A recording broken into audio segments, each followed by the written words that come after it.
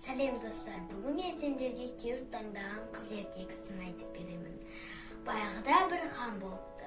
Ханның айдай сұлу қызы болыпты. Айдай сұлу қызы әкесіне келіп, әкеші мен бойы жеттім. Ал кімде-кім маған сыйлық жасаса, көңілімнен шығады, мен соған шығамын дейді. Әкесі бұның сөзіне сеніп, ей халайық! Кімде-кім менің қызыма көңілінен шығатын сыйлық жасаса, қызымды соған беремін дейді.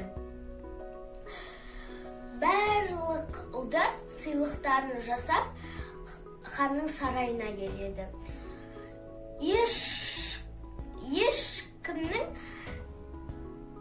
Ешкімнің сыйлығы қыздың көңілінен шықпайды. Сөйтіп басқа қаладан 3 жігіт келе жатады. 3 жігіт өздеріне сыйлықтарының қандай қасиеттері бар екенін айтады. Бірінші жігіт, менің кілемім көзді ашып жұмған кезде қалаған жеріне жеткізіп тастайды дейді. Екінші жігіт, ал менің айнамен барлық жерде не болып жатқанын көре аласың дейді. Үшінші жігіт, менің алмам өліп қалған адамдарды тірілтеді дейді. Бірінші жігіт айтады, айнаңа қарашы дейді екінші жігітке. Айнасына қараса, ханның қызы ауырып жатыр екен. Бірінші жігіттің кілемімен көзі ашып жұмғанша тез жетеді. Оған дейін қыз өліп қалыпты. Үшінші жігіт алмасын жегізіп, қызы тірілтіпті.